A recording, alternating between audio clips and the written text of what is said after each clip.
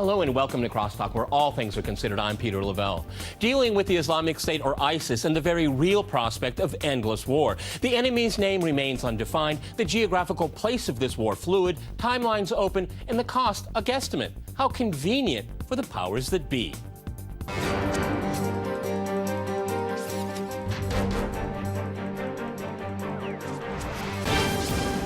To CrossTalk America's endless wars in the Middle East, I'm joined by my guest, Sabah Al-Mukhtar in London. He is a lawyer, an independent political analyst, as well as an expert on Iraqi affairs. In Colombia, we have Joseph Allmart. He is a Middle East expert and professor at the University of South Carolina. And in Washington, we cross to Gareth Porter. He is an independent investigative journalist and historian. All right, gentlemen, CrossTalk rules. In effect, that means you can jump in anytime you want, and I very much encourage it.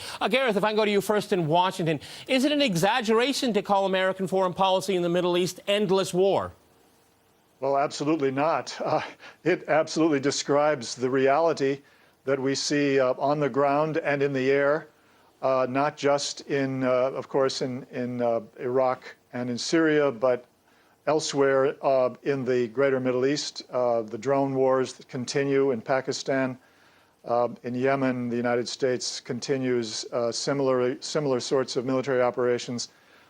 This is a formula that has been practiced for a number of years now. That is, goes back to the early post 9/11 period when the U.S. military services came up with the idea, particularly the Army, of a perpetual war against terrorism. So I think what we're seeing is nothing new in that regard, but certainly it's a more concentrated version of that policy. Okay, Sabah in London, you know, we often talk about regime change, but this is regional change. The entire region is being changed, transformed through endless outside wars. Well, certainly, I think the idea of creating this virtual enemy and having no time limit and trying to fight something which is not there, it leaves itself open to all agendas, whether you want to change the regime or you change the people, or you change the countries or the boundaries. And this is where the ugly American is really going to be ugly. I think there will come a time where Americans cannot go anywhere in the world, not even in Europe, because at this rate we're going, we are harming people.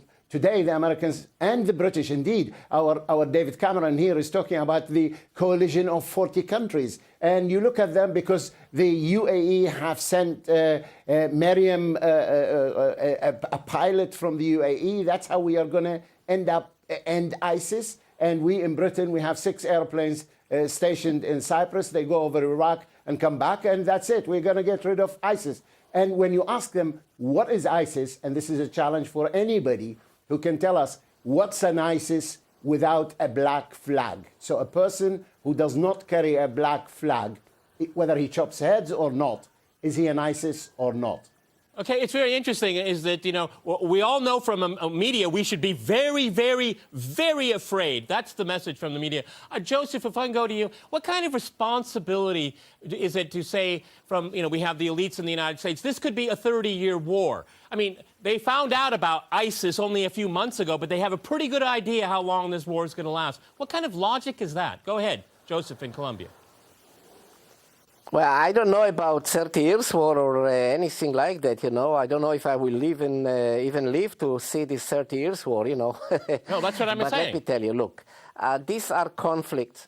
Look, these are conflicts that have a domestic and regional connotation, and the international one is not the only connotation or not necessarily even the most important one. Because if you take Syria, for example, the breakup of Syria to its constituent sectarian elements is something that has been there for years because of the repression of an Alawite-dominated regime against other elements of the population.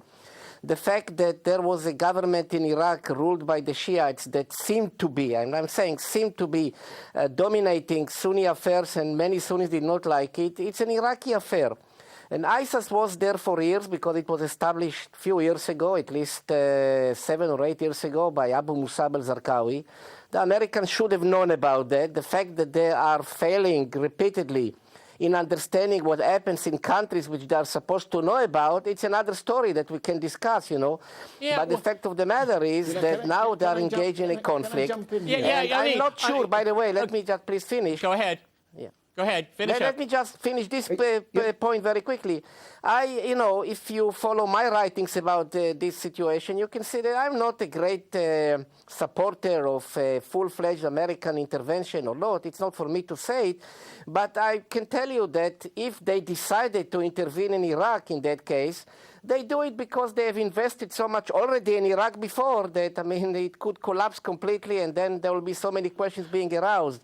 But how to do it, with whom to do it, and under what circumstances, that remains to be seen. Let's see and let's discuss it. That's the wonderful thing about all of this, Saba, isn't it? Is that you can do anything you want. You can work with anybody you want. You can destroy any regime you want because you have a completely open mandate. It's amazing.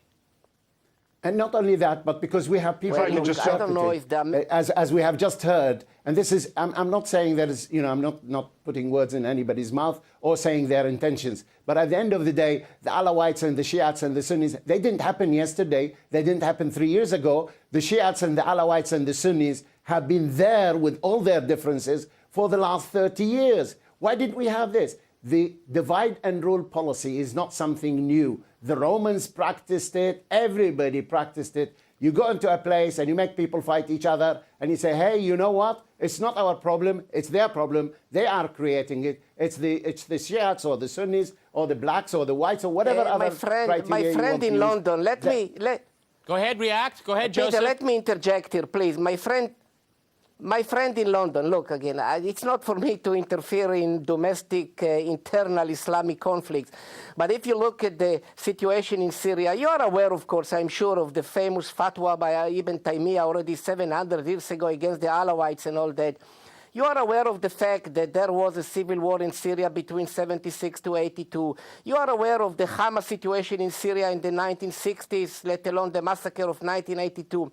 So there's nothing new about that. It's not the last 13 years. It's not the last 3 years. Well, let me jump in here. Let me jump in here. I think it is. I'm sorry, Joseph. I think it is very, very different here. Let me go back to Gareth because, as I said, you know, the United States is trying to master regime change all around the world, but this is region change. It's to change the entire region to make everyone fight each other and redraw all the lines. Go ahead, Gareth. Well, I think that's perhaps attributing far too much strategic thought to this current war. I think what I would characterize it as being much more of a thoughtless response to the rise of ISIS or Daesh in a situation particularly where there was a beheading of Americans, creating a firestorm politically in the United States. What I see happening here is the Obama administration believing that it had to do something instead of just standing there, and therefore we have this war. I don't think that there is nearly the kind of strategic concept behind this that you're suggesting. On the other hand, I think the other players in the region certainly do have their own political military strategies. And of course, the Sunni regimes, as has been pointed out already in this discussion, are very much interested in promoting their own interests, and that involves the overthrow of the regime in Syria primarily. So we have basically a group of allies, of course, Turkey not a formal ally in this case, but considered an ally of the United States in the region, not interested at all in what the United States is supposedly trying to do, but on the contrary, interested in overthrowing the Assad regime. And the Saudis certainly closer to that than to any real commitment to primacy with the stopping and destruction of Daesh. So, my question is, why is the United States doing this? Yes, it's not for any real Exactly. reason. Let me go to Saba here. That's a very good point, because this is exactly what ISIS wants. They want the United States to attack them. They want to be bombed. They want boots on the ground. It's a great recruiting advertisement. They're taking on the greatest military power in the world that can't win a military conflict because it's asymmetrical. Go ahead, Saba. Well, maybe you can interpret it this way, as if it is their intention. I don't necessarily agree with that. I actually do not agree with that. Okay. But this is built on the premise that all those who are fighting now in this part of Iraq are all ISIS. And this is the biggest fallacy in the argument.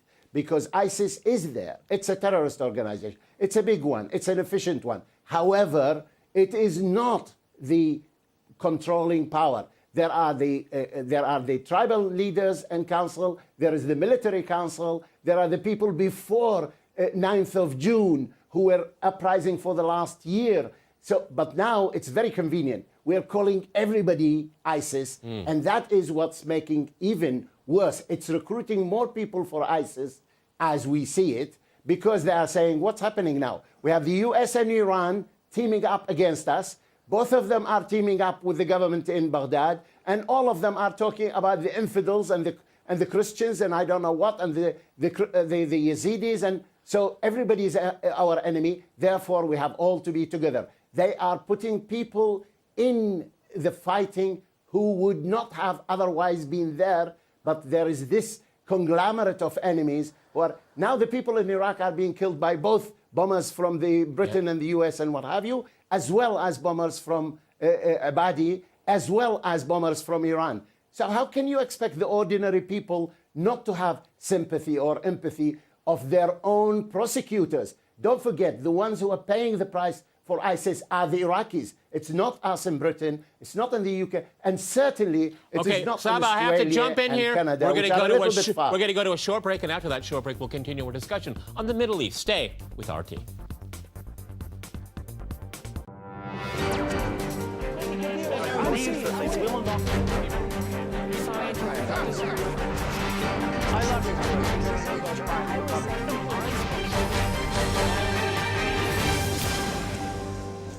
Welcome back to CrossTalk, where all things are considered. I'm Peter Lavelle. To remind you, we're discussing America's endless wars in the Middle East.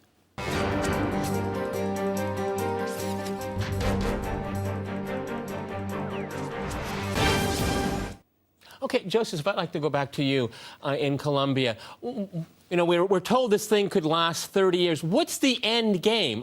What does it look? Well, the Middle East, the whole region, look like when ISIS is seemingly destroyed? What does that mean to you?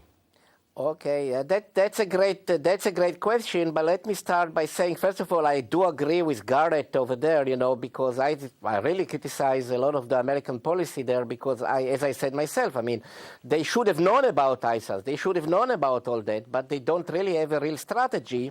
And it is a collection of tactical steps, you know.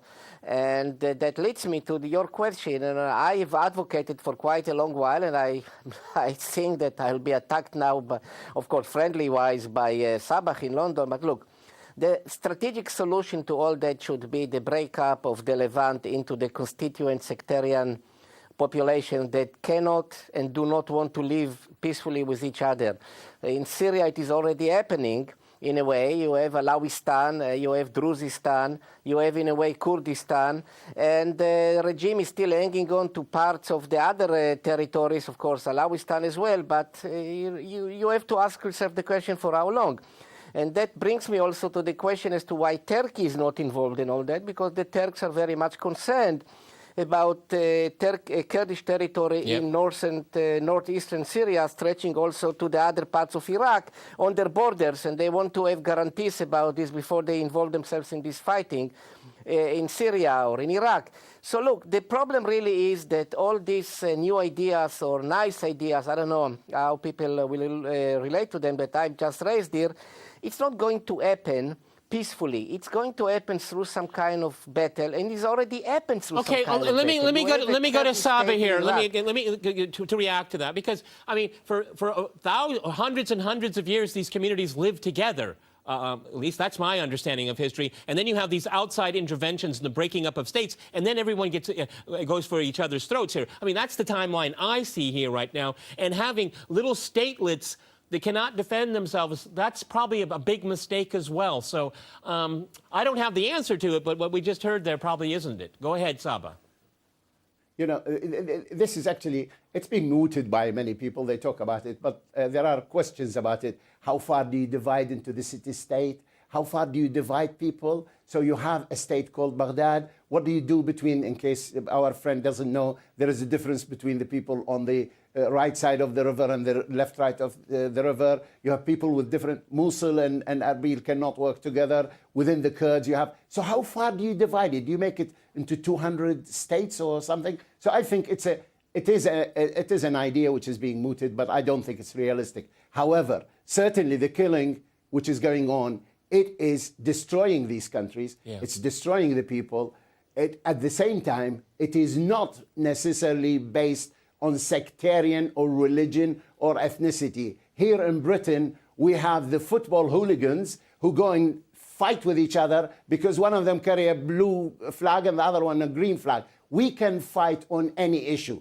This is not the reason for it. However, when the outside world pretends that you can have these 40 countries from the air get rid of terrorism, and when we decide who is a terrorist, who is not, on which side, and we have in various parts of the world, it depends on which side of the fence you are, whether you are a terrorist or you are a freedom fighter. Yeah. I don't want to go into that one, but I think at the end of the day, the problem there is not, this is not the basis for it. I think it's the outside interference, whether it's Iran or Saudi Arabia or Turkey or whatever. And this is what we have done in Syria, because every country was supporting one faction against the other on condition that they fight the other faction.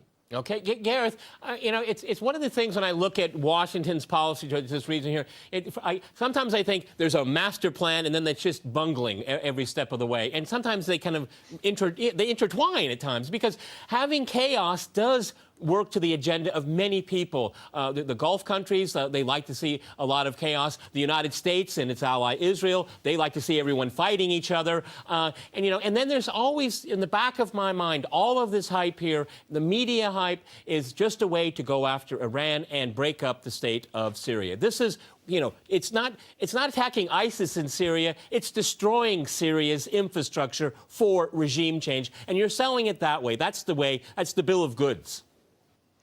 Well, I think the United States certainly has practiced, as you have suggested, the strategy of getting one enemy to fight against another enemy. Of course, that's a classic strategy that Israel has always pushed forward for decades. And in the Middle East, certainly since 9/11, the United States has done that more than ever before. And that's what was going on, at least in part, in Libya.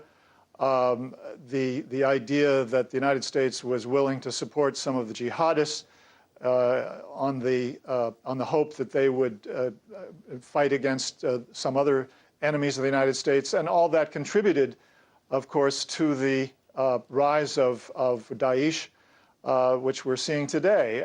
This is fundamentally, in my view, though, an irrational process which is guided by lack of understanding, lack of information. U.S. intelligence on the Middle East, as the rest of the world, is almost completely based on electronic surveillance, on what the NSA picks up, and that is an extremely faulty basis on which to try to make policy, as I think has just been pointed out in a piece in Al Jazeera by a Russian specialist.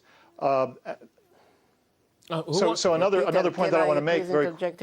Okay, finish your point there, Gareth, and then we'll go to Colombia. Go ahead, Gareth.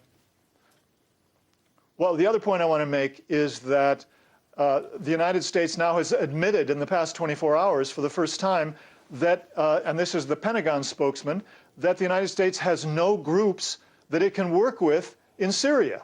And this is after selling this policy in part on the basis that we will assist, Syrian, moderates to resist both the, obviously to resist, continue to resist the regime in Syria, but also to resist Daesh. Okay, Joseph, you wanted to jump in there. You know, just to preface my comment here. I mean, ever since the events of 9/11 and looking at the Middle East, I can't see how any American foreign policy and its allies has worked to its advantage. Go ahead, Joseph in Colombia. Go ahead. Let me just make a quick comment about Syria and what could be Israeli designs there. And I think that Garrett, with all due respect, I mean, the Israelis liked the Assad regime. You'll be surprised to hear that. The Assad regime was good to Israel because the Assad regime did not want to go to war with Israel, was not ready to do it, did not intend to do it.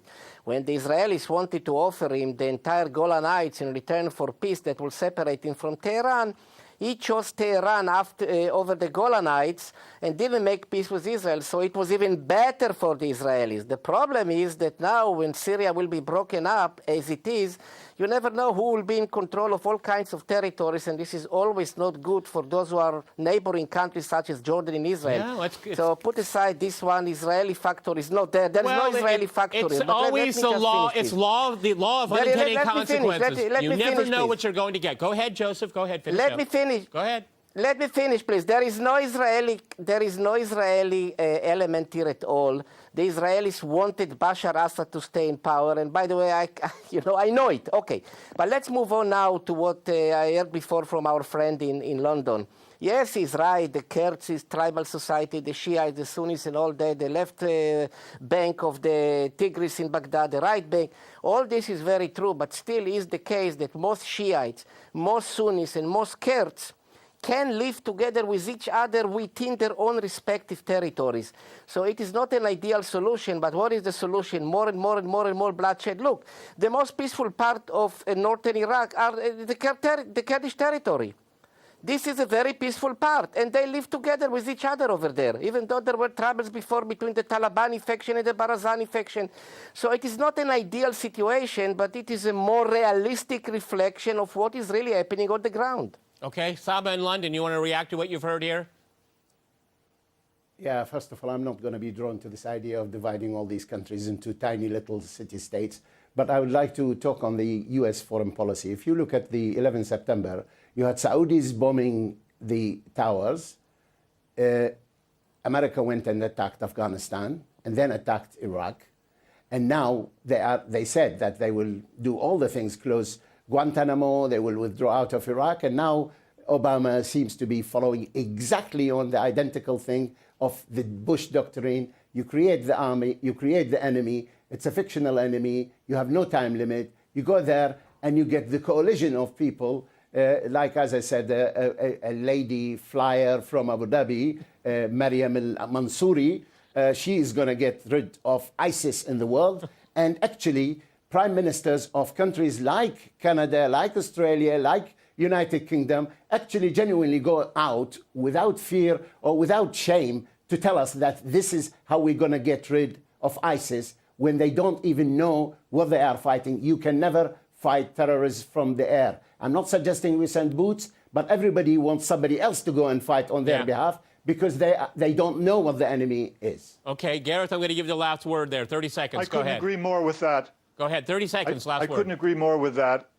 And I would just add that what really needs to happen is to let the inherent internal contradictions within Daesh, ISIS, work themselves out. I mean, to begin with, ISIS has an alliance with the Baathists, military people who have provided a great deal of its military potential. And that is obviously an internal contradiction that cannot continue.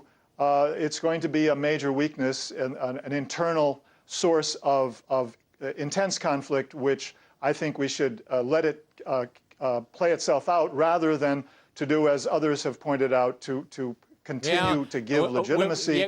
We've run out of time here, but it seems like what we're going to get is something must be done, and that's always the case. Many thanks to my guests in London, Colombia, and in Washington. And thanks to our viewers for watching us here at RT. See you next time. And remember, crosstalk rules.